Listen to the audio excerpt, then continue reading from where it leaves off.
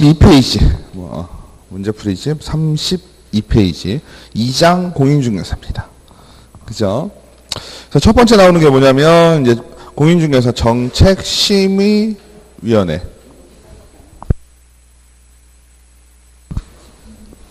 30페이지밖에 안 했어요? 어디까지? 20. 아니, 30페이지까지 나간 것 같아요. 네. 요게 차례가 맞을 거예요. 야간반은 조금 덜 나갔어요. 그죠? 야간반은 조금 덜 나갔는데, 그때 오셨죠? 야간반은 조금 덜 나갔어요. 예? 네, 야간반 조금 덜 나가셨고, 주간반은 30페이지까지 나갔습니다. 예. 아마 촬영 때문에, 여기서부터 해야 됩니다. 네. 그래서, 공인중개사 정책심의위원회 나오는데요. 공인중개사 정책심의위원회는 기억하셔야 될 게 몇 가지가 있습니다. 그죠? 예. 정책심의위원회는 뭐 하는 데죠? 이거를요, 어렵게 생각하시면 되게 어려운데요. 우리가 자격증 얘기할 때 그런 얘기 한 적이 있어요. 자격증은 누가 주관을 하나요? 시도지사가 하게 돼 있죠. 예? 그래서 자격증 찾을 때 어디로 가시라 그랬어요? 시도로 가시라 했어요. 그죠? 등록관청 가서 자격증 주세요 이러면 안 된다 했어요. 그죠? 그리고 재발급을 받을 때도 내가 분실이나 훼손했을 경우에 시도지사 가서 찾아오셔라. 그죠? 시도지사 가서 다시 주세요 라고 했어요. 그죠? 다시 달라고 할 때, 증 달라고 할 때 항상 뭐 준다? 우리는 증 받아올 때. 그죠? 자격증, 등록증, 분사무소 설치 신고, 필증, 이딴 거 받아올 때 어떻게 하자 그랬죠? 종이값은 주고 받아오자 그랬어요. 그죠? 종이값이라고 했던 거는 그만큼 싸단 얘기겠죠. 예. 그래서 수수료 주고 받아온다라고 했어요. 그죠? 근데 그 중에 공인중개사 자격증은 우리가 응시할 때, 그죠? 응시료에 포함되어 있다라는 얘기 했었어요. 그죠? 맞나요? 응시료에 포함되어 있기 때문에 처음에는 그냥 줘요. 처음에는 그냥 주지만 두 번째, 분실 또는 훼손 때문에 재발급 받을 때는 수수료 내야 돼요. 아시겠죠? 근데 우리가 자격증 얘기할 때 시도지사가 주관하지만, 그죠? 가끔은 필요에 따라서 누가 한다 그랬나요? 국토부 장관이 한다 이런 얘기 들어보셨을 거예요. 그죠? 기본은 시도지사인데 예외적으로 국토부 장관이 한다라고 했어요. 기억나시죠? 그럴 때 국토부 장관이 할 때 개인이 혼자 하는 게 아니에요. 국토부 장관은 우리 공인중개사만 바라봐 이러면 좋지만 실제로 어때요? 엄청 바빠요. 그죠? 엄청 바쁘신 분이에요. 엄청 바쁘신 분이니까 어떻게 하겠어요? 국토부 장관이 시행을 한다라는 얘기는 국토부에 있는 공인중개사 정책심의위원회에서 정한 대로 한다는 의미예요. 그죠? 왜? 국토부에 있는 모든 기관은 누가 책임져요? 국토부 장관이 책임지는 거죠. 그죠? 사장님이 책임져야 될 거 아니에요. 국토부의 사장님은 국토부 장관일 거 아니에요. 맞죠? 그래서 우리가 시도지사가 주로 시험을 시행을 하지만 가끔 국토부 장관이 한다라고 했을 때 그 국토부 장관은 그냥 개인이 혼자 하는 것이 아니라 공인중개사 정책심의위원회를 통해서 한다라는 얘기를 했었어요. 그죠? 근데 시험 하나만 가지고 공인중개사 정책심의위원회를 만들었다? 좀 문제가 있겠죠? 그러니까 공인중개사 정책심의위원회는 말 그대로 뭐예요? 공인중개사 정책에 관한 내용을 하는 거잖아요. 그러니까 공인중개사랑 관련된 몇 가지 일들을 할 것이다 라고 볼 수 있죠? 아닌가요? 그죠? 그래서 가장 우리가 1번으로 생각해야 될 건 시험에 관한 얘기가 될 것이고요. 두 번째는 뭘까요? 중개업, 그죠? 중개업에 대한 육성 이런 거 신경 쓰겠죠. 그리고 우리가 가장 중요하게 생각하는 수수료, 그죠? 중개 보수에 관한 사항 얘기할 것이고요. 그리고 또 뭐 있을까요? 손해배상 책임에 대한 보장 이런 거 하겠죠. 그죠? 이런 일들을 할 것이고. 그러면 공인중개사 정책심의위원회의 위원장은 누가 될까요? 그죠? 국토부 장관이 뭔가 되는 건 없다 그랬죠? 왜? 장관님? 바쁘셔요. 그죠? 장관님 바쁘시니까 누가 한다? 제1 차관이 위원장이 되고, 위원은 몇 명 된다 그랬어요? 7에서 11명. 그죠? 그리고 우리가 착각하지 말아야 될 건 정책심의위원회는 말 그대로 정책에 관한 내용을 심의하는 것이죠. 시험을 출제하는 사람들은 아니죠. 양자는 안 헷갈리시는 게 좋을 것 같고요. 그러면 대충 됐죠? 이 정도만 정리를 하고 넘어간다면 공인중개사 정책심의위원회는 법에 보면 뭐라고 되어 있냐면 국토부에 둘 수 있다, 두어야 한다. 어떻게 보실까요? 둘 수 있다가 맞죠? 그죠? 둘 수 있으니까 없어도 상관없지만 어떻다는 거예요? 현재는 있다라는 얘기입니다. 그죠? 그러면 1번 문제 바로 들어갈까요? 그죠? 첫 번째, 국토교통부의 공인중개사의 업무에 관한 사항을 심의하기 위하여, 그죠? 심의위원회를 둘 수 있다. 돼 있죠? 심의위원회에서 심의한 사항 중 공인중개사의 시험 등 공인중개사의 자격 취득에 관한 사항의 경우에는 특광시 이하 시도지사에 따라야 된다. 요거 중요한 얘기죠. 아까 시험 얘기 잠깐 했었잖아요. 우리가 기억하기 좋은 건 공인중개사 정책심의위원회는 시험과 연결해서 기억하시면 좋겠잖아요. 그죠? 근데 자 보세요. 시도지사하고 국토부 장관하고 누가 더 끝발이 셀까요? 둘 다 시도지사는 선출직이고 국토부 장관은 임명직이긴 하지만, 그죠? 국토부는 그래도 중앙부처잖아요. 그죠? 중앙부처다 보니까 특별한 어떤 부분에 대해서는 시도지사보다 조금 더 끝발이 셀 수 있죠. 우리가 상식적으로 따지면 시도지사는 뭐예요? 시나 도에 관련된 모든 분야, 그죠? 모든 분야에 대해서 책임을 지는 사람이잖아요. 그죠? 근데 국토부 장관은 어떤가요? 우리나라 전체의 한 분야에 대해서 책임을 지는 사람이죠. 그죠? 그러니까 전문성을 따지자면 국토부 장관이 조금 더 많겠죠. 그러면 국토부 장관이 필요에 의해서 시험에 관여를 했다라고 하면 명문 규정이 없으면 원래는 둘 사이에는요 거의 뭐 대등하다 이렇게 볼 수도 있어요. 행정적으로는. 그렇기 때문에 명문 규정, 즉 법에서 규정을 해놓지 않으면 어떻게 되겠어요? 둘이 갈등이 생길 수 있는 요지가 좀 있지. 물론 시도지사가 말을 듣겠지만 웬만하면. 근데 아예 법으로 얘기를 해놨죠. 어떻게 다른 건 몰라도, 그죠? 중개업육성이라든지 보수라든지 손해배상 책임 보장이라든지 이딴 건 빼놓고라도 시험에 관해서는 국토부 장관이 내가 이번에는 시험을 좀 주관을 해볼게. 그죠? 수급 조절이 필요한 것 같아. 더 늘리던가 더 줄이던가. 그죠? 둘 다 마찬가지예요. 필요한 것 같아 라고 국토부 장관이 정했을 경우에는 시도지사한테 통보하겠죠. 이럴 때 시도지사는 어떻게 해라? 국토부 장관 말 좀 들어주라. 그 얘기입니다. 그죠? 그거는 잘 기억을 해두셔야 돼요. 딴 거 말고요. 시험에 관한 사항이요. 그 다음에 4번 사조에 따라 등록한 비영리 민간단체에서 추천한 사람은 심의위원회의 위원이 될 수 있다. 잘 모르겠죠? 넘어가고 5번 심의위원회는 위원장 1명을 포함하여 7명 이상 11명 이내의 위원으로 구성한다. 이 얘기 맞는 얘기죠? 3번 볼까요? 3번은 심의위원회 위원장은 국토교통부 장관이 된다. 4번이 뭔지 몰라도 그죠? 나머지 것들을 보니까 어때요? 3번이 답인 게 나오죠? 그러면 우리가 여기서 보시면 위원은 어떤 식이 될까요? 기본적으로 위원은 어떻게 되나요? 우리가 무슨 위원 나왔다. 그러면 어떻게 되나요? 무슨 위원. 기본적으로요. 위원 얘기가 나오면은 그냥 전문가잖아요. 그죠? 전문가고요. 특별한 세팅이 어떻게 될까요? 공무원으로 다 이루어지진 않겠죠. 그죠? 예를 들어서 도시개발위원회, 분양가심의위원회 뭐 이런 것들이 있어요. 우리가 세상을 살다 보면. 그죠? 그런 것들의 기본은 뭐냐면요.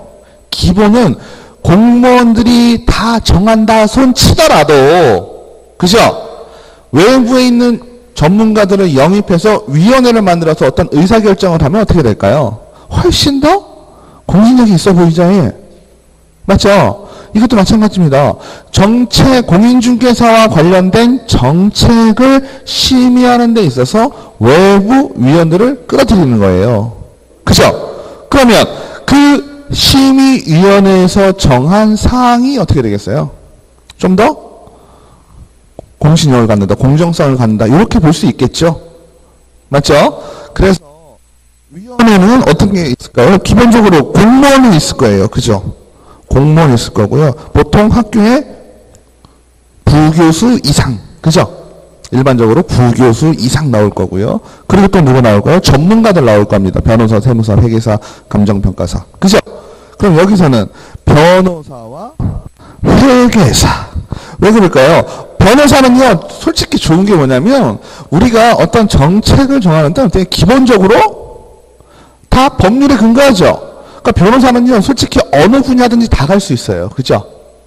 다 갈 수 있는, 예를 들어 손해배상 민법적인 사항이다. 그죠? 그럼 변호사 와가지고 얘기 좀 해줘야 되겠죠.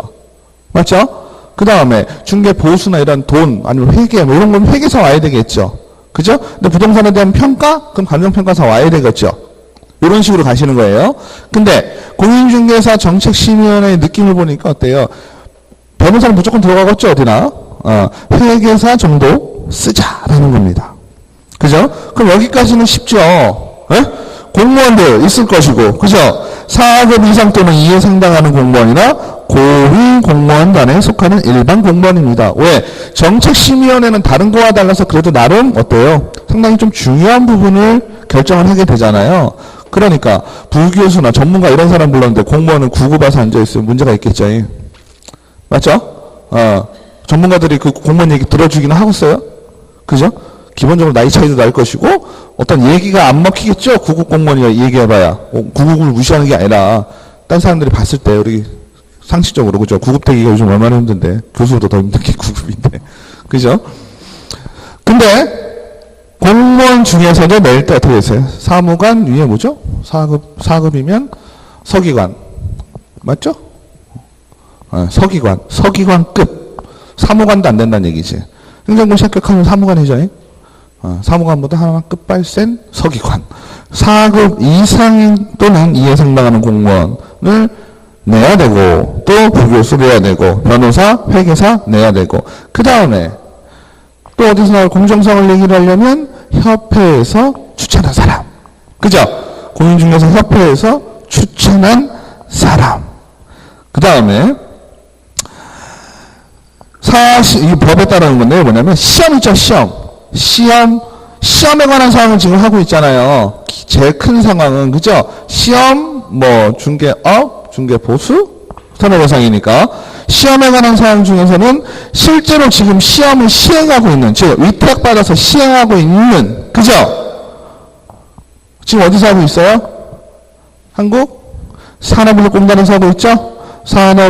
산업인력공단에서 추천하는 사람, 그죠?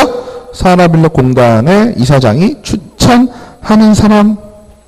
그 다음에 비영리 민간단체 지원법 4조에 따라 등록한 비영리 민간단체에서 추천한 사람. 요게 좀 헷갈리는 거죠. 그죠? 다른 것들은 이해가 조금 되시죠? 공무원 해야 되고 교수 해야 되고 전문가 해야 되고 그리고 시험에 관한 사항이 있으니까 시험 시행기관의 장이 추천한 사람, 협회에서 추천한 사람, 이 정도까지는 그냥 이해가 쭉 되시죠. 그 다음에는 비영리 민간단체, 요거만 좀 기억하시면 되겠죠. 그리고 소비자 기업 기본법에 따른 한국소비자원, 한국소비자원에 여기서 중요하실 건 뭐냐면요, 한국소비자원에 임직원으로 재직하고 있는 사람이에요. 현재 재직하고 있는 사람이어야 된다는 얘기지. 아시겠죠? 한국소비자원에 재직하고 있는 사람, 그 다음에 그 밖에 부동산 금융 관련 분야에서 학식과 경험이 풍부한 사람. 그죠? 그러니까 우리가 공인중개사를 따면 어떻게 된다 그랬어요? 공인중개사 자격을 취득하면 이런 위원회에 들어갈 수 있다 그랬죠? 어떻게 들어갈 수 있을까요? 여기서는 그 밖에 학식과 경험이 풍부한 걸로 들어갈 수도 있고 협회의 추천을 받을 수도 있겠죠. 협회에서는 공인중개사를 내겠지 뭐 저희처럼 넘는 사람 내진 않을 거 아니에요. 그죠? 그래서 그런 식으로 우리가 위원회에 들어갈 수 있다라고 했었습니다. 그래서 이 문제 같은 경우는 어때요? 3번이 너무 좀 얼척없이 쉽게 나오긴 했지만, 그죠? 다른 것들을 봤을 때 걸릴 수 있는 부분은 4번 정도가 걸릴 수 있다. 그죠? 다른 것들은 웬만하면 아시겠죠? 그 다음에 2번은 정책심의위원회의 심의 의견 사항이 아닌 거는 기본이죠. 쭉 보시면 몇 번이에요? 5번이 되겠죠? 자격 취소에 관해서 자격 관련된 건 무조건 어디예요? 시도지사예요. 3번 다음 중 공인 중에서 정책심의위원회에 대한 설명으로 틀린 거 그죠? 위원장은 심의위원회를 소집하고 그 의장이 된다. 맞는 얘기죠? 심의위원회는 3번이요. 심의위원회는 제적위원 과반수 출석위원 과반수 참석으로 의견한다. 뭐 당연하겠죠. 그 다음에 위원장은 심의위원회 회의를 소집하려면 회의 개최 7일 전까지 그죠? 7일 전까지 통보하여야 한다. 5번 심의위원회의 사무 처리를 한 간사 1명을 둔다. 또한 간사는 위원장이 국토부 소속 공무원 중에 지명한다.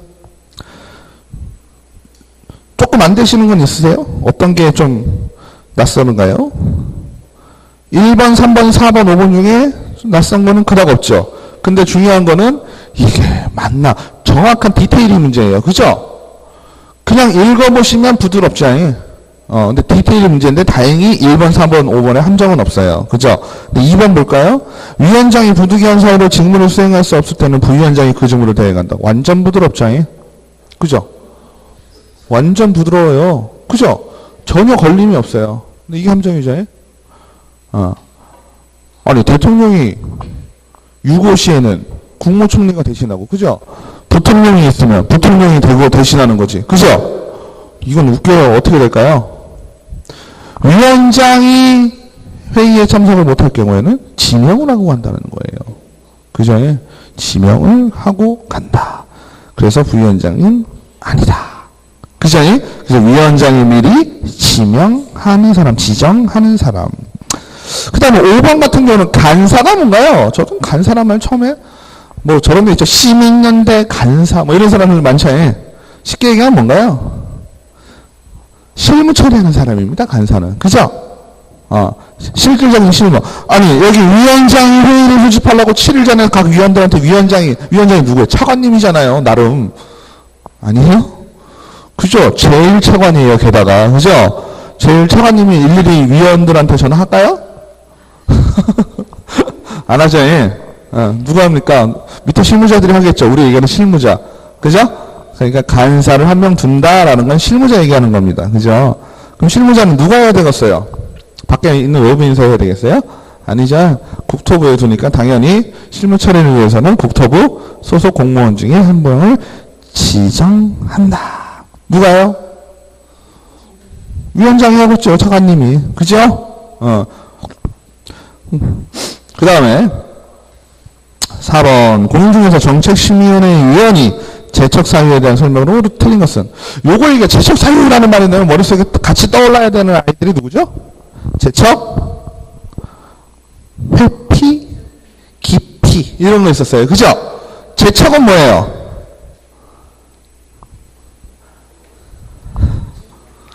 그죠?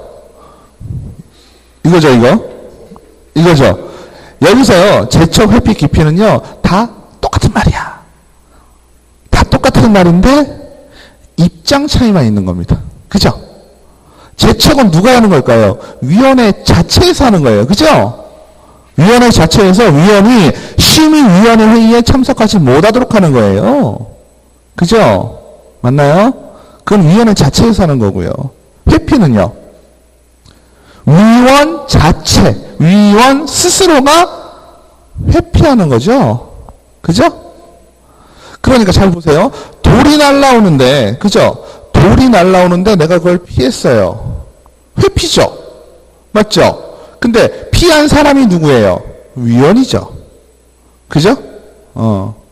근데 심의위원회의 어떤 사항을 의견을 하는데 대상이 되는 경우가 있겠죠. 그죠? 이 사람에 대한 얘기를 심의합니다 라고 했죠. 그러면 위원장과 그 일행들, 위원들이 모여서 이 사람에 대한 얘기를 심의할 거 아니에요.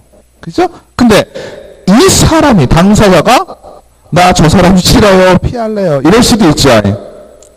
맞죠? 그거는 기피. 그죠? 그러니까 결과적으로 보면 어때요? 다 똑같아요. 그죠? 다 똑같은데 당사자가 누구냐에 따라서 얘기가 달라지겠다라는 얘기죠. 맞죠? 그러면 위원에 속해 있는 위원이 재척이든 회피든 그건 어찌됐건 위원의 차원이잖아요. 대상자는 둘째치고. 그죠? 그러면 본인 스스로가 물러나던가 아니면 위원회에서 물러나게 해야 되는데 그 이유가 뭘까요? 이유는 그냥 하나예요. 뭐예요? 이해관계인. 그죠? 어렵지가 않죠. 말은 많아도요, 어려운 게 없어요. 그냥 한마디로 이해관계인이에요. 근데 이해관계인의 범위를 어디까지 보느냐예요. 그죠? 다들 여기 아직 안 하셨겠구나. 결혼하면, 그죠? 배우자분이 어떻게 돼요? 님이잖아요, 님. 그죠?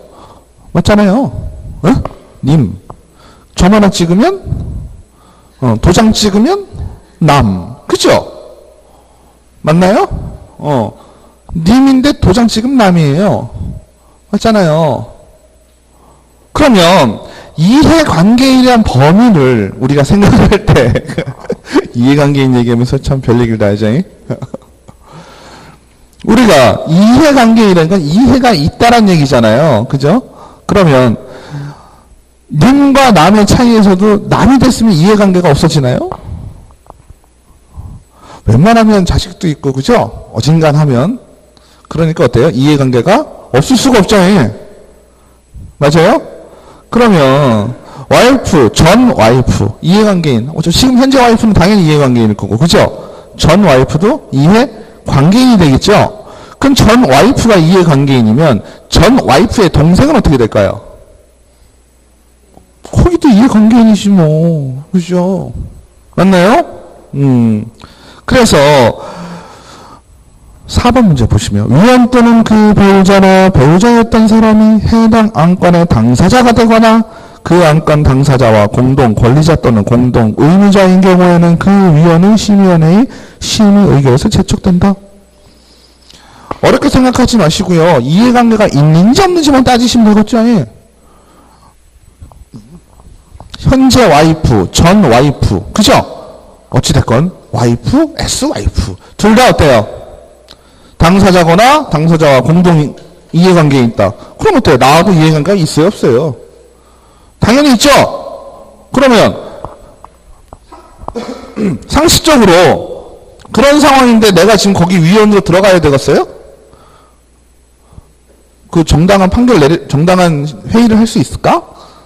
그죠? 어떻게 유리하게 하려고 할 거 아니에요, 상식적으로. 그죠? 그러니까 안 되는 거잖아요. 맞죠? 그래서 그럴 경우에는 위원회에서 어떻게 해야 돼요? 제척해야 된다. 빼버려야 된다는 얘기죠? 그 다음에 위원이 해당 안건 당사자와 친족이거나 친족이었던 경우 이건 누구예요? 와이프? 동생, 처남. 위원은 심의원의 심의에서 제청된다. 맞죠? 위원이나 위원이 속한 법인 34페이지입니다. 위원이나 위원이 속한 법인 단체 등이 해당 안건의 당사자의 대리인이거나 이거는 어떻게 돼요? 해당 안건 당사자의 대리인이거나 대리인이었던 경우, 그죠? 변호사 같은 경우면 예를 들어서, 그죠? 그럴 수도 있고. 그 위원은 심의원의 의결에서 제척된다. 그죠? 대리인이거나 대리인이었던 사람. 지금은 대리인 아니에요? 이래도 어때요? 관계가 있죠? 쉽게 얘기하면 뭐예요? 아는 사람이잖아요. 그리고 대리인이면 돈 받고 했을 거 아니에요. 그죠? 이해관계가 있는 거죠, 결국엔. 그죠? 그 다음에 4번 위원이 해당 안건에 대하여 증언, 진술, 자문조사, 연구, 영역 또는 감정을 한 경우 이런 경우도 마찬가지죠. 위원이 직접 당사자와 직접적인 이해관계에 있는 거죠. 5번 위원장은 위원의 제척 사유 어느 하나에 해당하는 불구하고 회피하지 아니한 경우에는 해당 의원을 촉할 수 있다. 여기서 보면 말들이 부드러워요, 안 부드러워요? 완전 부드럽죠. 위원장이 그죠? 이러한 사유가 있는데 회피란 말도 정확하죠. 왜? 당사자가 회피하지 않은 거잖아요. 맞죠? 당사자가 회피하지 않으면 누가? 위원장이 해촉할 수 있다. 들어보면 완전 부드러워요. 그죠? 근데 문제가 뭐죠? 위원장이 장관이 아니야. 그죠? 임명하고 어쩌고 저쩌고 하는 건 누가 해야 되겠어요? 장관이 해야 되겠죠. 사장님이 해야 되겠죠. 국토부에 있는 사장님이. 맞죠? 여긴 차관이잖아요. 그죠? 그래서 누가 해야 돼요? 국토부 장관이. 그 위원장이 틀린 말이죠. 뒷말은 다 부드럽게 맞는 말입니다. 맞죠? 그러니까 이거를 지금 이렇게 천천히 그냥 이렇게 보니까 그래도 좀 들어오시죠? 안 들어오나요? 들어오실 건데. 그죠? 들어오시는데 얘를 나 혼자의 공간. 그죠? 사람들 많아도 어때요? 시험 볼 때 요만큼은 내 공간을 내가 그죠? 갇혀있는 듯한 느낌 드시죠? 시험 볼 때는. 그때는 어때요? 당황하죠? 이런 문제 나오면 답이 없는 것 같아 문제. 뭐 이런 느낌이죠? 다 맞는 얘기 같아. 그죠? 요렇게 항상 마음의 준비를 어떻게 하셔라? 지뢰밭을 걷는 기분으로. 어디에 지뢰가 숨어져 있을지 모른다. 이 느낌 있죠? 항상 아는 것도 안다고 보세요. 1번, 2번, 3번, 4번, 5번이잖아요. 내가 확실히 알아. 그래서 3번, 1번 읽고 2번 읽고 3번 읽었는데 확실히 알아. 3번 체크하고 다음 문제 넘어가시면 안 돼요. 아셨죠? 돌다리도 두들겨보고 건너는 심정으로. 아시겠죠? 어디에 지뢰가 있을지 몰라요. 내가 모르는. 아시겠죠? 내가 아는 거 나왔다고 반갑다고 덥석 물어버리면 안 돼요. 미끼일 수 있어요. 낚시일 수 있어요. 아시겠죠? 처음부터 예문은 무조건 1번부터 급하신 분은 그냥 3번까지만 읽고 정확해 난 확실해 이러고서 가시는 분들이 있거든요. 우리 공인중개사법은 시험 시간이 어때요? 여유가 있어요. 그죠? 천천히 푸세요. 민법일 경우에는요 그러한 판단을 할 필요성도 있어요. 시간이 없다든지 이럴 때는 내가 확실하면 탁탁 찍고 가야 될 상황도 있을 수 있지만 중개법은 전혀 그럴 이유가 없는 과목이에요. 다 읽어봐도 시간은 충분해요. 예문이 짧아서. 아시겠죠? 그 다음에 다음 중 공인중개사 자격시험에 관한 사항으로 틀린 것은 원칙적으로 특광시 시도. 그죠? 원칙은 시도. 예외는 국토부 장관. 예외적으로 뭐 블라블라 나오죠? 국토부 장관이 직접 자격시험에 시험 문제를 출제하거나 시험을 시행하자 할 때는 공인중개사 정책심의위원회의 의견을 미리 거쳐야 된다. 그죠? 국토부 장관이 하려면 어떤 기구를 뒀다 그랬어요? 국토부에 정책심의위원회. 지금 얘기한 거 다 뒀다 그랬죠? 시험 시행 기관장은 법에 따른 시행에 관한 업무를 공기업, 준정부기관 또는 공인중개사협회에 위탁할 수 있다. 4번 시험 시행 기관장은 시험을 시행하고자 할 때는 시험 시행에 관한 계략적인 사항을 매년 2월 28일까지 관보 및 일간신문에 공고하여야 한다. 시험 시행 기관장은 자격시험 부정행위를 한 응시자에 대해서는 그 시험을 무효로 하고 그 시험 시행일부터 5년간 시험 응시 자격을 정지한다. 어디가 틀렸어요? 그죠? 근데 우리가 참고해야 될 건 뭘까요? 예문 1번 같은 경우 문제 없죠? 1, 2번은. 그죠? 2번 같은 경우는 말 정말 길게 써놨는데 결국은 국토부 장관이 정책심의위원회 의결 거쳐서 한다는 얘기죠. 걸릴 게 없죠. 3번 같은 경우도 그냥 넘어갈만 하죠. 4번 2월 28일까지. 생각을 하세요. 우리 시험 공고 언제쯤 났는지. 그죠? 대략적인 상황은 2월 달에 나고. 그죠? 시험 시행 얼마 전에? 60일 전에 공고가 나죠. 그럼 90일. 90일 전에 나고. 그러면 우리가 시험 부정행위하다 걸리면 어떻게 되죠? 처분은 받아요. 그죠? 걸리면 처분 받고 안 걸리면 안 걸리면 또 이 말을 믿고 안 걸리면 이러시면 안 되죠. 항상 걸린다고 생각을 하세요. 그래서 하면 안 돼요. 근데 시험을요 우리가 시험이건 뭐건 그죠 제재건 우리가 가장 중요하게 생각할 말이 뭔가요? 처분일. 그죠? 처분을 받은 후 면허 정지 받으면 어떻게 된다 그랬죠? 면허 정지에 대한 일을 한 날이 아니고 면허 정지 처분을 받은 날, 면허 취소 처분을 받은 날, 이게 중요하다 그랬죠. 맞죠? 그러니까 비록 내가 시험을 보다가 바로 걸렸어요. 그죠? 그죠? 바로 걸렸으니까 부정행위 한 것을 인정했어요. 그냥 쿨하게. 그죠? 쿨하게 인정을 했다 손 치더라도 어떻게 되는 거예요? 그 행위를 한 날이 중심이 되는 게 아니란 얘기죠. 그죠? 그 내용을 보고 어떻게 해요? 처분이 내려지면 그때부터 5년이다. 그죠? 5년까지는 나 공부했어. 5년. 맞는 얘기인데? 시험 보다 걸리면 5년인데? 맞는데? 그죠? 그래도 이 문제는 조금 낫죠. 저는 조금 싫은 게 뭐냐면 우리가 중요하게 알아야 될 부분들은 그죠? 처분일이나 시험일 이것도 물론 중요할 수도 있지만 5년이나 3년은 어떻게 보면 더 무게가 있잖아요. 그죠? 헷갈릴 수 있는 부분도 있고. 왜 그럴까요? 공인중개사 자격이 취소될 경우 시험을 몇 년 동안 응시를 못해요? 3년이에요. 가는. 그죠? 그리고 더 중요한 건 뭐예요? 공인중개사 자격이 취소가 된 후 시험에 응시를 못할 경우에는 어때요? 중개업도 못하죠? 맞죠? 근데 시험보다 부정행위하다 걸렸어요. 그럼 5년 동안 시험 못 보죠? 중개업 할 수 있어요? 없어요? 중개업이라고 하는 거는 그죠? 개업공인중개사 등이니까 개업공인중개사, 소속공인중개사, 중개보조원도 얘기하는 거야. 그죠? 그러니까 중개보조원, 중개업에 종사한다는 얘기는 중개보조원도 중개업에 종사하는 거예요. 그러니까 시험보다 걸렸으면 시험을 봤다라는 의미 자격증 없다는 얘기고, 그죠? 보다 걸렸으니까 당연히 자격증 없죠? 그러니까 중개보조원밖에 못 하겠네요. 시험보다 걸린 사람은. 그죠? 근데 시험보다 걸렸을 때는 중개업은 할 수가 있지만 공인중개사 자격을 취소를 당했다. 그죠? 취소를 당했으면 어떻게 돼요? 자격증 빌려줘서 취소를 해서 치자고요. 빌려준 건 괘씸한 놈이죠. 중개업을 하던 놈이. 그죠?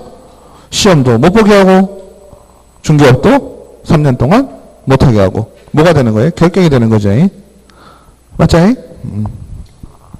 근데 우리가 여기서 확인 하나 더 해야 될 건 3번입니다. 3번 예문에 보면은 뭐예요? 위탁이죠? 에? 위탁은 크게 두 개밖에 없죠. 시험 시행하고 교육. 그죠? 두 개 차이는 뭐예요? 맞습니다. 어렵게 생각하지 마시고요. 위탁 얘기 나오면은 여러분 아는 그거 있죠? 아는 그게 뭐예요? 학교, 협회. 그죠? 위탁할 수 있는 거 산업인력공단. 그죠? 산업인력공단은 그 밖에 준공공기관. 그죠? 공기업. 준정부기관, 공기업. 이런 아이들 있잖아요. 근데 양자를 비교해야 될 건 시험 시행은 학교에서 못해요. 그것만 기억하시면 돼요. 시험 시행은 학교에서 못하고 그죠? 학교에서 못하니까 한국산업인력공단 협회에서도 할 수 있다라는 거 기억해 두시면 돼요. 아시겠죠? 협회에서 시험을 보게 되면 어떻게 될까요? 난리 나겠죠? 협회의 힘이 엄청나게 커지고 그죠? 맞죠? 협회에서 시험을 법적으로 볼 수 있지만 아마 협회에다가 시험을 보게 해주진 않을 거예요. 정말. 그걸 협회로 간다 그러면 바로 특검 꾸려야 돼. 내가 볼 때. 그죠? 그래서 그거는 정리하시면 되겠고요. 그 다음 6번 응시료 수수료. 응시료는 어떤가요? 상식적으로 하자 그랬죠? 숫자만 한번 기억을 해보면 160, 50입니다. 그죠? 160, 50. 160, 50인데 중요한 건 100%는 언제까지일까요? 버스 기억할까요? 버스를 생각합시다. 버스나 비행기 생각해 보자고요. 그죠? 버스 같은 경우 타기 전에 환불하면 거진 100%입니다. 그죠? 물론 1시간 이건 안 되더라고요. 10% 정도 까고주긴 하지만 상식적으로 생각을 해보자고요. 버스를 내가 타지도 않았는데 돈을 내야 돼요? 아니죠. 그러니까 버스가 떠나기 전까지 즉 접수 마감일까지는 전액 환불. 그죠? 버스가 출발을 해서 도착지에 도착을 아직 안 했겠죠? 출발한 지 10분이다 이러면 어때요? 억울하죠? 그죠? 억울하죠? 출발한 지 몇 분으로 할까요? 7분으로 하자고요. 7분. 그죠? 출발한 지 7분 됐어요. 억울해요? 안 억울해요? 네? 안 억울해요? 억울하시잖아요. 7분밖에 안 지났는데. 그죠? 근데 그렇다고 해서 너에게 90% 돌려줄 수는 없어. 얼마 줄까요? 60% 줍니다. 7분까지. 7분이니까 우리는 접수일 기준이 더 크죠? 며칠이에요? 버스 떠나고 7일. 그죠? 맞아요? 버스. 항상 마이크가 조금 거시기 해요. 버스 떠나고 7분 이내에는 60%. 그죠? 도착하기 10분 전, 그 이전, 10분 이전, 도착하기 10분 이전이니까 얼마예요? 11분 전, 그죠? 12분 전. 제가 분이라고 표현했지만 거기 일자겠죠? 그죠?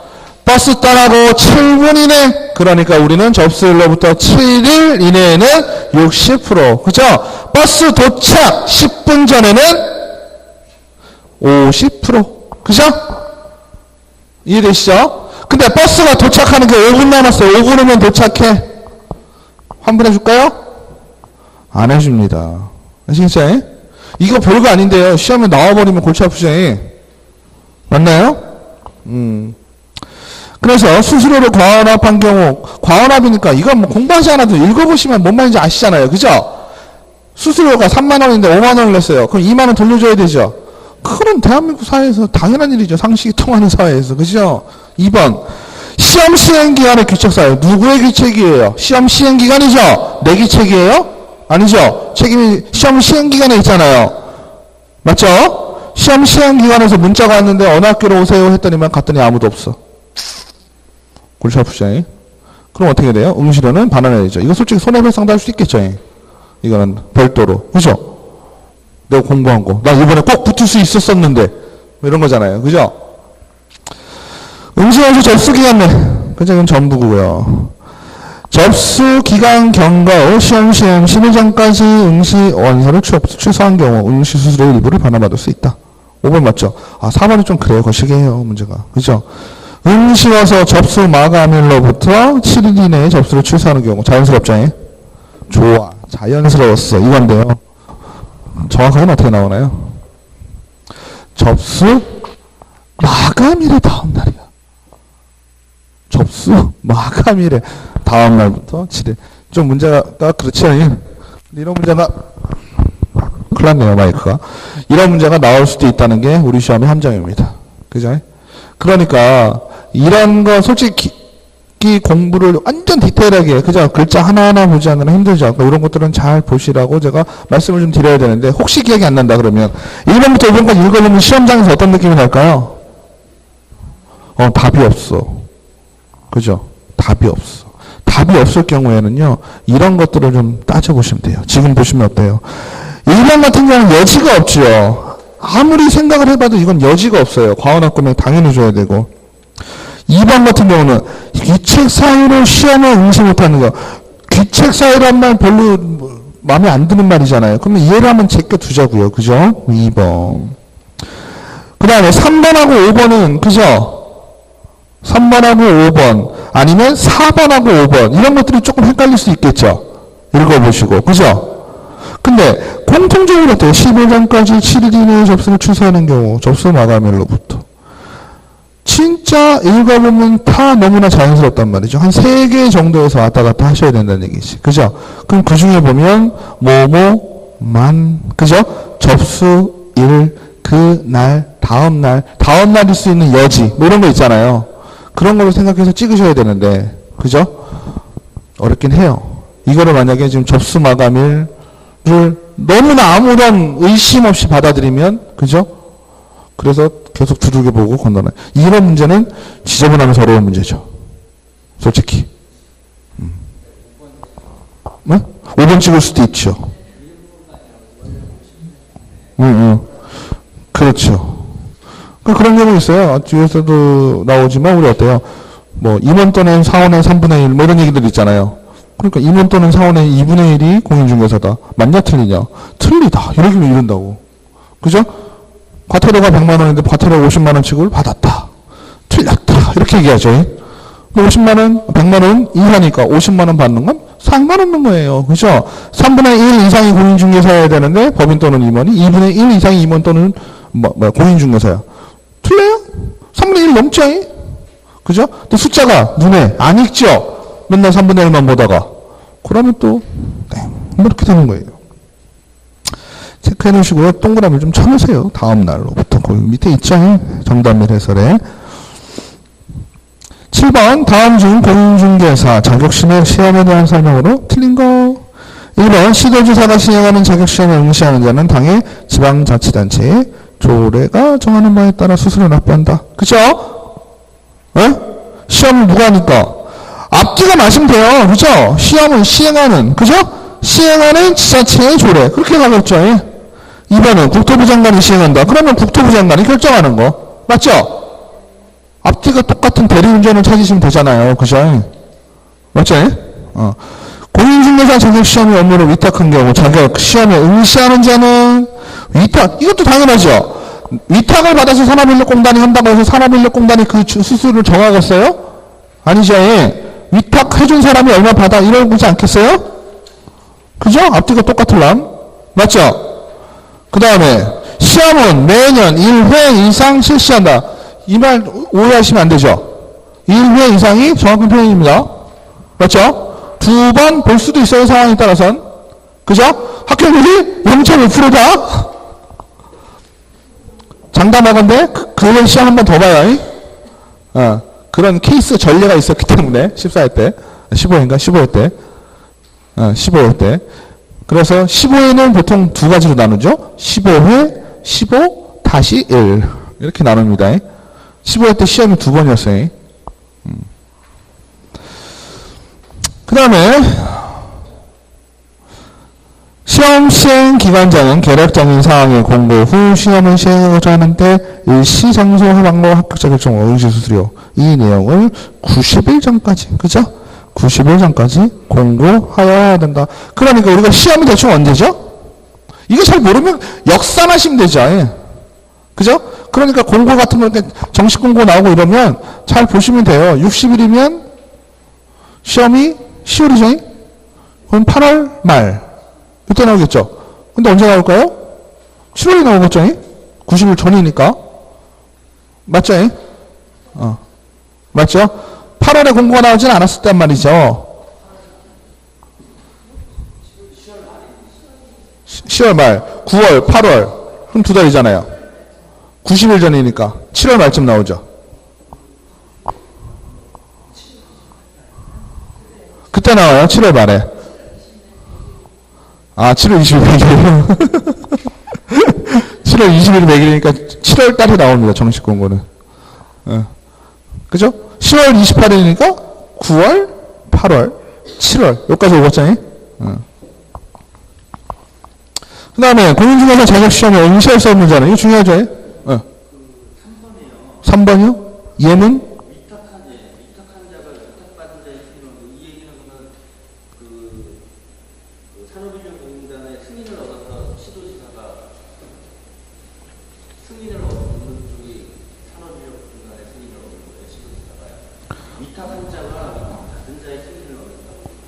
그러네요. 잠깐만요. 공인중개사 자격시험의 업무를 위탁한 경우 자격시험에 응시하는 자는 위탁한 자가 위탁받은 자의 승인을 얻어 아닌데요. 이거 거꾸로 되는 것 같죠? 거꾸로 됐죠? 위탁받은 자가 그죠? 위탁한 자의 승인을 얻는 거죠. 저도 그냥 쑥 넘어갔네요. 4번이 틀려서. 맞아요. 3번도 그럼 틀린 얘기입니다. 이런 경우는 어떻게 될까요? 실제 시험에 나오면. 감사하죠. 그죠? 전부 정답 뭐 이런 경우 운 좋으면 전부 정답 나오고요. 복수 정답 나오고요. 그죠? 위탁 받은 자가 위탁한 자의 승인을 얻어야 되겠죠? 그죠? 꺾었죠? 거꾸로 됐죠? 위탁 받은 자가 위탁한 자의 승인을 얻어 결정 권고하는 수수료를 납부해야 된다. 그렇게 되겠죠? 주가 누구예요? 위탁한 자가 주지. 그죠? 거꾸로 됐잖아요. 체크해 두시고요. 8번 공인중개사 자격시험에 응시할 수 없는 자는 미성년자, 외국인, 집행유예, 피상임 의견인 어떤 게 되죠? 미성년자 상관없죠? 이게요 우리가 자격시험에 응시 결격하고 등록에 결격하고 헷갈리시면 안 되죠? 그죠? 등록의 결격은 개업공인중개사가 될 수 없는 사람. 그죠? 응시의 결격은 공인중개사가 될 수 없는 사람. 공인중개사는 기본적으로 어때요? 자격 제한이 없죠? 없습니다. 없지만 두 가지만 걸립니다. 두 가지가 뭐죠? 아까 얘기했던 시험보다 컨닝한 자. 자격증 있다가 뺏긴 자. 두 명만 빼면 됩니다. 그래서 공인중개사 자격이 취소되고 3년이 경과되지 아니한 자. 3년이 경과된 자 이러면 되는 거죠. 그죠? 결국에서 벗어나는 거죠. 공인중개사에 관한 설명 중 옳은 것은 2번 자격증을 교부한 시도지사와 사무소나 소재지를 관할한 시도지사가 서로 다른 경우 어떻게 될까요? 제가요 예를 들어서 강원도 도지사한테 자격증을 받아서 청주에서 하고 있어요. 그죠? 그럴 수 있죠? 그러면 저는 등록을 어디다 했을까요? 이러면 안 된다는 얘기죠. 제가 지금 뭐라고 했어요? 등록이라고 표현했죠. 등록. 그죠? 제가 자격증을 짜고 등록을 했다는 얘기는 내가 자격증 갖고 일하겠다라는 얘기죠. 일할 때는 어디다 등록해요? 시군구에 할 거 아니에요. 그죠? 청주도 어디예요? 제가 살고 있는 도, 흥덕구에다가 했을 거 아니에요. 그죠? 근데 제가 등록을 해놓고 아니면 등록을 할 때 보니 자격증을 빌려준 거였어. 알고 보니. 그럴 수 있죠. 그러면 그거를 조사를 누가 할까요? 등록관청에서 그게 걸렸겠죠. 그죠? 그럼 시도지사한테 얘기하겠죠. 충북도지사한테 얘기할 겁니다. 그럼 충북도지사가 조사합니다. 그죠? 상황이 걸렸으면 지도감독을 나왔는데 자격증을 빌려준 정황이 보이잖아요. 등록증을 빌려줬으면 어때요? 시군구에서 그냥 알아서 등록 취소해버렸겠죠. 근데 자격증을 빌려준 상황인 거예요. 그죠? 그럼 자격증을 빌려주면 시도지사한테 얘기를 해야 돼요. 누구? 충북도지사한테 얘기한다고. 그죠? 그럼 충북도지사가 그걸 보고 조사를 하겠죠? 조사를 한 다음에 빌려준 게 확실해. 빌려준 게 확실하면 누구한테 얘기할까요? 강원도지사한테 얘기해서 야, 저 취소시켜버려. 이렇게 얘기하겠죠. 맞죠? 그 다음에 금치산자, 한정치산자는 공인중개사가 될 수 없다. 여기서 중요하셔야 될 게 뭐예요? 헷갈리겠죠? 헷갈리는 게 우리가 공인중개사 플러스 등록이면 무슨 말로 변신한다? 공인중개사가 등록을 했다? 그러면 개업 공인중개사입니다. 여기는 뭐라고 나와 있나요? 금치산자 또는 한정치산자는 공인중개사가 될 수 없다? 공인중개사죠. 공인중개사니까 등록을 했어요, 안 했어요? 자격증만 갖고 있는 거잖아요. 그죠? 금치산자, 한정치산자 자격증 딸 수 있어요, 없어요? 딸 수 있습니다. 그죠? 지금, 그러니까, 이런 문제가 나오면 공인중개사, 개업공인중개사를 좀 더 어떻게 해야 돼요? 디테일하게 보셔야 되는 거지. 그죠? 만약에 금치산자 또는 한정치산자는 개업공인중개사가 될 수 없다. 아주 좋은 말이죠. 맞죠? 근데 공인중개사라서 땡. 그죠? 미국 국적을 가진 자는 공인중개사 시험에 응시할 수 없다. 상관 있어요? 상관없죠. 그 다음에 2004년 11월 14일에 부정행위로 자격시험에 무효 처분을 받은 자는 몇 년이에요? 5년이죠. 저는 이런 문제가 좋다라고 생각을 해요. 그죠? 이런 문제는 5년인 거 알아야지 풀리는데 어떻게 그냥 5년 얘기하는 것보다 이렇게 하면 한번 계산해 보겠죠? 1번은 뭘까요? 공인중개사 정책심의위원회는 국토교통부에 둘 수 있다. 이것도요, 딱 보고선 자신이 없으면 어때요? 둘 수 있다? 두어야 한다? 이럴 수 있죠? 그죠? 맞죠? 헷갈릴 수도 있는 문제입니다. 1번, 둘 수 있다라고 보시면 되겠고요. 공인중개사 법령상 공인중개사 정책심의위원회에 관한 설명으로 틀린 거. 위원장은 국토교통부 1차관, 그죠? 위원장 1명, 층에서 10일, 그죠? 심의위원회에 해당 안건에 대한 연구응을 검증을 한 경우 제척. 위원장이 미리 지명한 직무 대행. 이게 27의 문제예요. 그죠?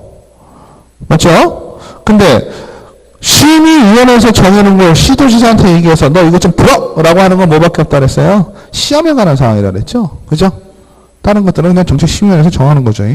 그러니까 3번. 아주 깔끔한 문제라고 생각해요. 저는 10번 문제를. 그죠? 내용을 모르면 못 푸는 깔끔한 문제. 그 다음에 공인중개사 자격증 교부 및 재교부. 다음 중 공인중개사 자격시험에 대한 걸로 옳은 것은 국토교통부 장관이 공인중개사 정책심의위원회 위원 중 출제위원을 위촉한다. 출제위원하고 그죠? 상관없죠? 물론 겹칠 수 있는 부분도 있을 수 있을 거예요. 그죠? 근데 이거를 앞에 말을 끌어와서 위원 중에서 반드시 뽑는 건 아니잖아요. 그죠? 말 자체가 틀렸고, 국토교통부 장관은 시도지사 또는 시험의 신뢰도를 크게 떨어뜨려준 출제위원에 대하여 명단을 통보한 날로부터 3년간 시험의 출제위원으로 위촉하여서는 안 된다. 오, 이거 잘 모르는 얘기죠. 그죠? 이런 건 패스죠, 우선. 3번, 시도지사는 합격자의 결정 공고일로부터 시험, 일주일 이내에 시험 합격자에 관한 사항을 교부 대장에 기재한 후 공인중개사 자격증을 교부한다. 시험 보고 일주일 만에 나오나요? 아니죠. 한 달 있어야 되죠? 이거는 편하고. 공인중개사 자격증을 잃어버리거나 못 쓰게 된 경우 공인중개사 자격증의 재교부를 신청할 수 있다. 공인중개사 자격증 재교부를 신청하는 자는 국토교통부 장관이 결정 공고하는 수수료를 납부하여야 된다. 앞뒤가 맞자 그랬죠? 예. 공인중개사 자격증이니까 누구예요? 시도지사죠. 그러니까 5번은 날라갔고, 그죠? 3번도 날라갔고, 1번, 2번, 4번이 헷갈릴 수 있을 거예요. 그죠? 1번, 2번은 모르겠고, 4번은 맞는 것 같은데 이게 과연 답인지. 이렇게 고민이 되겠죠? 맞죠? 그러면 하나씩 날려보시면 어떨까요? 4번을 그래서 좀 더 신경을 많이 쓰셔야 되겠죠. 그나마 좀 아는 내용이잖아요. 잃어버리거나 못 쓰게 된 경우 공인중개사 자격증의 재교부를 신청할 수 있다. 공인중개사 자격증의 재교부를 신청할 수 있다. 어때요? 이제 여기서 지뢰가 있는 점들을 찾으셔야 되잖아. 그죠? 왜? 1번, 2번은 어차피 머리를 싸매고 풀어도 어때요? 잘 몰라. 그죠? 근데 그나마 4번 같은 경우는 어때요? 내가 알긴 아는 내용인데 과연 지뢰가 있는지 없는지 고민이 되는 상황인 거죠. 이럴 경우에는 마음을 편안하게 먹고 어때요? 4번만 잘 따져보세요. 그래서 4번을 날리게 되면 1, 2번 중에 찍는 거고. 그죠? 4번이 틀린 내용이면 어때요? 그죠? 여기에 답이 내용이 아는 거. 그러니까 즉 4번이 내용 자체가 틀린 거면 1번, 2번 중에 옳은 게 있다는 얘기가 되잖아요. 우리가 기술적으로 볼 때. 그죠? 근데 4번이 내가 옳은 게 확실한 생각. 몇 번 읽어봐도 확실하다. 이럴 경우는 그냥 4번으로 찍고 가시는 거예요. 아시겠죠? 이걸 1, 2번을 머리 싸매고 있어봤자 모르는 내용 어때요? 그죠? 모르는 내용 고민해봤자 답 잘 안 나오죠. 예. 그나마 아는 쪽으로 신경을 더 쓰시는 게 좋아요. 그러면 1번 같은 경우는 이제 문제는 4번을 해서 4번을 찍었다라고 치고 4번으로 운이 좋아서 맞았다. 이렇게 되는 거죠. 맞죠? 이런 문제들이 꼭 있습니다. 그죠? 여러분들이 80점을 맞으면은요, 한 60점 정도는 확실하게 다 아실 거예요. 그거는. 그죠? 근데 20점 정도는 좀 헷갈리는 부분이 몇 개 있고, 생으로 찍어서 맞은 거 몇 개 있고, 그죠? 한두 개 정도는 생으로 찍어서 맞는 경우도 있을 거고요. 그죠? 그리고 몇 개는 이렇게 고민하다가, 아, 이거 같아. 확신이 없는 경우에도 맞은 경우가 있으실 거예요. 근데 우리는 그게 중요해요? 안 중요해요? 안 중요해. 그죠? 우리에게 중요한 건 80점. 그죠? 우리에겐 숫자만 중요합니다. 숫자만 기억이 돼요. 아시겠죠? 그래서, 내용으로 이제 공부를 하면, 국토부 장관, 아까 이거는 말씀드렸으니까, 정책심의위원회 위원 중에서 반드시 출제위원을 위촉하는 것은 아니에요. 그죠? 보통, 시험 내시는 분들 다 누굴까요? 학교에 있는 분들. 그죠? 나름 부동산과 관련된. 그죠?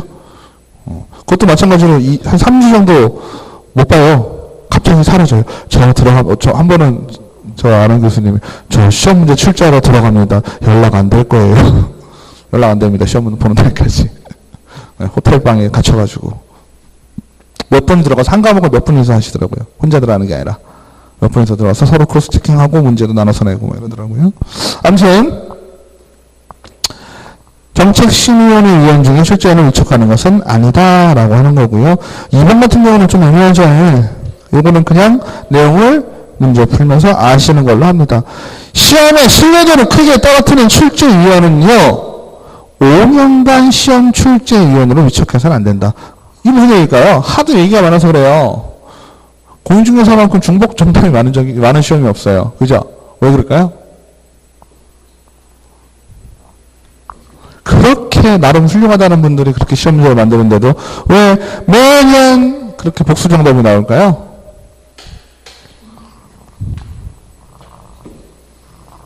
제가 생각할 때는요, 시험지를 나눠줘서 그래요. 시험지를 나눠줘서 그래요. 여러분들 시험 보고 시험지 갖고 오실 수 있단 말이에요. 그죠? 예전에 안 줬어요? 자격시험은 원래 안 줘요. 토익도 점수, 시험 문제 유출을 안 하죠. 시험지까지 걷어가잖아요. 시험지까지 걷어가는 건 사람의 기억력에 한계가 있기 때문에, 그죠? 그리고 그런 게 복수 정답이 있다라는 오류를 판단할 정도가 되려면 수준이 좀 되셔야 되거든. 거의 90점 이상 맞으시는 분들이 그걸 잡아내는데 많지가 않으니까. 그런데 어때요? 시험 문제 갖다 주니까 어때요? 다음날이 아니에요. 시험 보고 오자마자 학원으로 전화들 하시죠? 언제? 채점하시고 나서? 왜? 평균 59.5점 뭐 이런 거예요? 한 문제만 맞으면 난 합격이야. 복수 정답 한 개만 있으면 난 합격이야. 이러니까 전화하자니? 그러면 학원 선생님들 어때요? 끝나자마자도 아니에요. 이제 1차 시험 같은 경우는 1차 시험 보면 시험 문제가 나와요, 벌써. 시험 문제가 1차 시험이 끝나는 순간 벌써 시험 문제가 돌고 답이 이제 한 10분이면 돌아요. 10분이면 다 푸니까. 선생님 나눠서 풀거든요. 혼자 푸는 게 아니라. 나눠서 풀잖아요. 10문제씩 나눠서 막 풀어요. 학원 큰 데는. 막 풀어주고 답이 쫙 나와요. 그러면은 1시간 정도 지나면 다 돌아요. 벌써 인터넷에 다 돌고 있어. 답안지가. 그럼 여러분들 어때요? 시험 보고 나오자마자 딱 보면, 빠르면 2차 시험도 나와요. 집에 갈 때까지. 집에 가서, 피곤했네. 좀 쉬시고 좀 맞춰볼까? 이러면 나와 있어요. 그래서 인터넷에. 그죠? 그리고 맞춰본 다음에 어떻게 할까요? 한 4시, 5시 되면 학원으로 전화가 이제 빗발치죠. 혹시 중복, 혹시 전부 정답 딴 거 없어요? 지금 한 문제 때문에 떨어지게 생겼는데. 그렇죠. 몇 번이나 하는 거지. 그런 경우 있죠. 그래가지고, 정말 재밌는 경우는요. 그래서 이의신청이라는 걸 해요. 이의신청이라는 걸 해가지고, 우리가 시험이, 또 딴 얘기인데, 시험을 오래 봤잖아요. 오래 봤는데, 떨어졌어요. 떨어졌는데, 내년 8월에 중복 복수정답이 돼가지고요. 그분이 1차를 합격한 거야. 그러면, 2차를 준비해. 나는 떨어질 줄 알고 공인중개사 시험을 포기했단 말이야. 그죠? 포기했는데 8월 달에 그게 결론이, 그러니까 오래 걸려요. 그렇게 정말 이의제기 해가지고 제대로 되기는. 그러니까 요즘은 빠른데요. 옛날에는 오래 걸렸어요. 그래서 합격이 된겨? 합격이 되니까 어때요? 2차 시험 봐도 되잖아요. 근데 2달 남았잖아. 이거 어떻게 해? 그래서 선택할 수 있게 해줬어요. 이번에 볼래? 아니면 내년에 볼래? 내년에 봐서 합격했다는 풍문이 있습니다. 2달 동안은 못 하잖아요. 그죠? 그리고 2달 동안에 하면은 이거는 뭐라 그래야 돼? 행정의 뭐, 안정성, 뭐 이런, 그죠? 신뢰성, 이런 게 떨어지잖아요. 2달면 어떻게 공부해? 난 포기했었는데. 그래서 그렇게 운이 좋으신 분도 있으시죠. 자.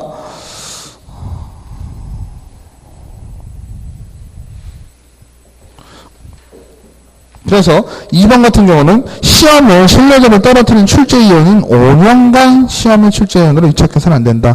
그래서 시험지 나눠주고 뭐 그렇게 봐더라도 틀린 게 있거나 사회적 문제가 되거나 이런 상황이 발생할 수 있으니까 5년 동안 하지 못하게 한다. 근데 대부분 돌아가면서 하죠. 이렇게 한 분이 계속 맡아서 하진 않아요. 다음 중 공인중개사에 대한 설명으로 틀린 거. 공인중개사 자격증의 재개부 신청은 자격증을 주어 무한 시도인사에게 한다. 공인중개사가 아닌 자가 공인중개사와 또한 이하 유사한 명칭을 사용한 경우 1년에 1천만 원이다. 무슨 부동산 카페는 유사 명칭이 해당된다. 5번 공인중개사 자격증을 양도되는 데 의한 자는 자격 취소 사유에 해당하고 1년 이하의 징역, 1년 이하의 벌금에 처해진다. 자격증과 관련해서는 쉽게 생각하시면 되죠. 자격증을 빌려주면 자격 취소, 등록증 빌려주면 등록 취소. 취소 당한 사람은 다 1년에 1천만 원. 빌려준 놈, 빌려받은 놈 다 1년에 1천만 원. 유사명칭 나쁜 거죠. 그래도 양심은 있는 놈이에요. 그죠? 유사명칭은 그래도 나는 부동산 이거 쓴 거죠. 이런 사람들은 1년에 1천만 원.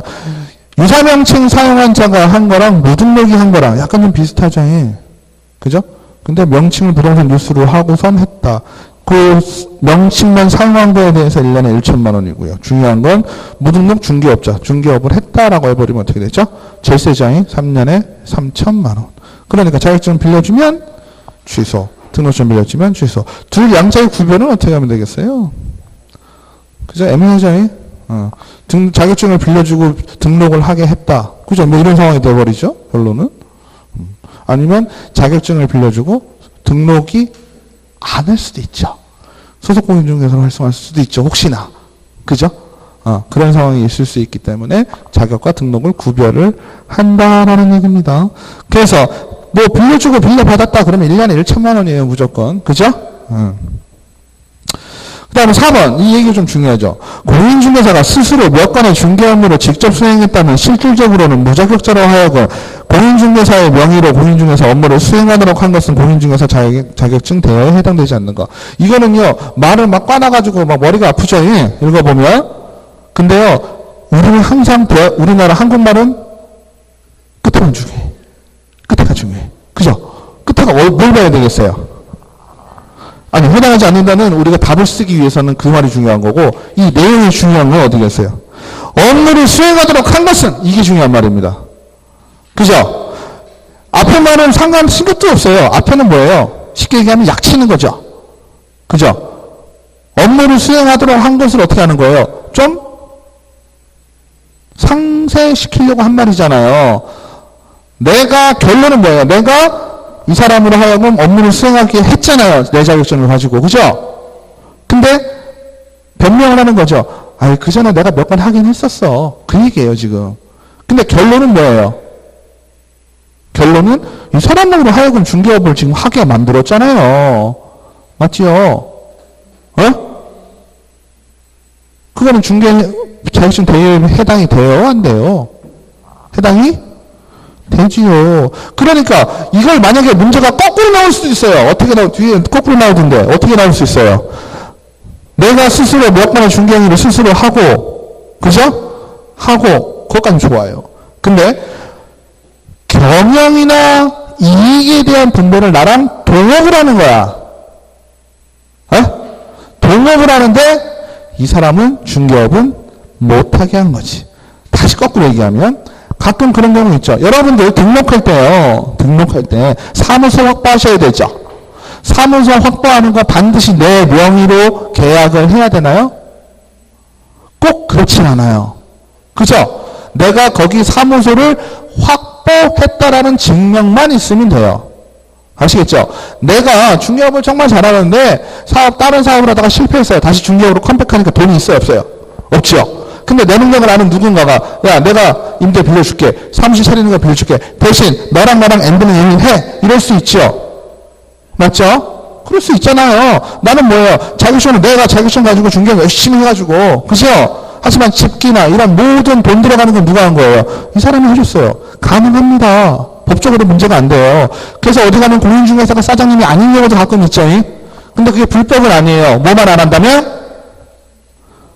공인중개사가 아닌 사장님이 중개만 안 하면 상관없어요. 뭔 말인지 아시죠? 어? 아, 그렇죠. 대부분 사장님들이 더 열심히 하죠. 그러고 나서 이제 공인중개사분이 쓱 와서, 아, 제가 공인중개사입니다. 이러면서 도장을 빵 찍어주죠. 아무튼, 그래도 상관이 없다는 얘기예요. 아시겠죠? 우리가 지금 내용에서 중점이 되는 건 뭘까요? 중개업을 하게 했냐 안 했냐가 중요한 거야. 그럼 여기서 뭐라 그랬어요? 공인중개사 업무를 수행했다는 얘기는 중개업을 했다는 얘기예요? 안 했다는 얘기예요? 했다는 얘기지. 그죠? 자격증이 없는 사람으로 하여금, 그죠? 공인중개사 명의를 이용을 해서 중개업을 하게 한 거잖아요. 이럴 경우에는 대여에 해당이 된다. 그죠? 공인중개사 자격 관련 제재에 대한 설명으로 옳은 것 1번 공인중개사가 아닌 자가 공인중개사와 또는 이사와 명칭을 사용한 경우 자격을 취소하여야 된다. 이건 말이 앞뒤가 안 맞죠? 그죠? 공인중개사가 아닌 자의 자격을 취소해야 된다잖아요. 중간 쏙 빼먹고 얘기하면. 맞아요? 그럼 공인중개사가 아닌 자가 자격이 어디 있어? 그죠? 그러니까 빌린 사람은 어떻게 돼요? 1년에 1천만 원 받고 끝나는 거죠. 부정한 방법으로 공인중개사 자격을 취득한 경우 공인중개사 자격을 취소할 수 있다. 부정한 방법이라는 건 뭐가 되겠어요? 자격을 취소하는데 부정한 방법이니까. 옛날에 얘기했던 뭐가 될까요? 시험지 유출사건 뭐 이딴 거 있겠죠. 부정한 방법으로 공인중개사 자격을 취득했으면 그 자격을 취소할 수 있다. 들어보면 참 부드럽죠. 그죠? 근데 취소할 수 있다 이러면은 취소 안 할 수 있다는 얘기잖아요.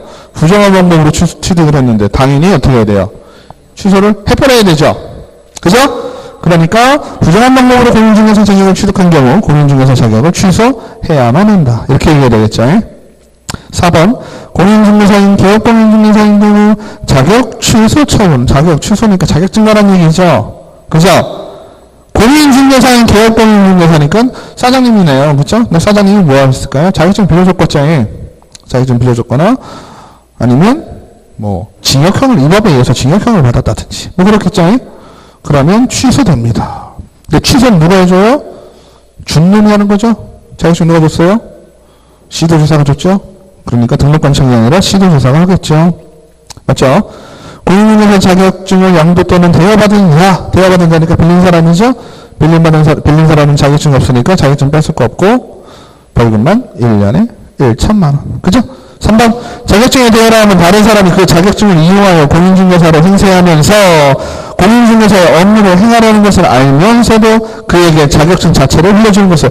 중요한 건 뭐예요? 여기서도 중요한 말이 있어요. 뭐예요? 공인중개사의 업무를 행할 것을 알면서, 그죠? 빌려간 자가. 맞죠? 그게 자격증 대여다. 넘기실게요. 4번. 공인중개사 법령상 공인중개사 자격증 중개사무소 등록증 관한 설명으로 틀린 거. 26회 시험이네요. 그죠? 자격증에 대여는 유무상을 불문하고 허용되지 않는다. 무상으로 빌려줘서 나는 괜찮은데 난 이득이 얻은 게 없어요. 땡이죠, 예? 유무상을 불문합니다. 무조건 빌려주면 안 되죠. 자격을 취득하지 않은 자가 자신의 명함에 부동산 뉴스라는 명칭을 기재하여 사용한 것은 공인중개사와 유사한 명칭을 사용한 거에 해당된다. 맞죠? 그죠? 부동산 카페 있다는 거 쓰면 안 돼요. 자격증이나 등록증을 타인에게 대여한 자는 1년 이하의 징역 또는 1천만 원 이하 벌금. 그죠? 증거 관련된 거 다 1년에 1천만 원이에요. 4번. 개업공인중개사가 등록증을 타인에게 대여한 경우 공인중개사 자격 취소 사유가 된다. 등록증 빌려주면 등록 취소. 그죠? 자격증 빌려주면 자격 취소. 공인중개사가 자신의 명의로 개설 등록을 마친 후 무자격자에게 중개사무소의 경영에 관여하게 하고 이익을 분배하였다라고 하더라도 그 무자격자에게 부동산 거래 중개 행위를 하도록 한 것이 아니라면 이게 그 얘기죠. 맞죠? 지금은 어때요? 같이 n분의 1 하기로 하고 같이 차린 거죠. 하지만 중개를 하게 했어요? 못하게 했어요? 중개를 하게 한 건 아니다. 그죠? 아닐 경우라면 등록증 대여 행위에 해당되지는 않는다. 맞죠? 그 다음에 공인중개사 법령상 공인중개사의 자격 및 자격증에 관한 설명으로 틀린 거. 2번 공인중개사의 자격이 취소된 후 3년이 경과되지 아니한 자는 공인중개사가 될 수 없다. 이것도 어때요? 자격이 취소된 이것도 열심히 따지셔가지고 자격 취소 처분이 안 써있다고 해서 또 틀렸다 이러시면 안 돼요. 아시겠죠? 날짜를 따지고자 할 때는 그죠? 뭐 사유가 발생한 날 혹은 뭐 처분된 날 뭐 이렇게 따지지만 이거는 일반적인 상황으로 그죠? 자격증이 어때요? 취소가 되면 3년이 경과돼야 된다라고 얘기하는 거예요. 그죠? 공인중개사 자격증 재교부를 신청하는 자는 재교부 신청서를 자격증을 교부한 시도지사에게 그죠? 준 사람한테 가서 받아와야 되겠죠? 공인중개사 자격증에 대한 대여란 다른 사람이 그 자격증을 이용하게 하여 공인중개사로 행세하면서 공인중개사 업무를 행하려는 것을 알면서도 그에게 자격증 자체를 빌려주는 것을 말한다. 깔끔하죠? 공인중개사가 다른 사람에게 자기 설명을 사용하여 중개업무를 하게 한 경우 시도지사는 그 자격을 취소해야 한다. 그죠? 취소할 수 있다. 아니고 취소해야 한다. 그죠? 1번 시도지사는 공인중개사 자격시험의 합격자 결정 공고일로부터 2개월 이내에 시험 합격자에 관한 사항을 공인중개사 자격증 교부대장에 기재한 후 자격증을 교부해야 된다. 자격증 얼마 만에 받으셔라? 한 달 안에 받으셔라. 그죠? 좀 쉬었다 하겠습니다.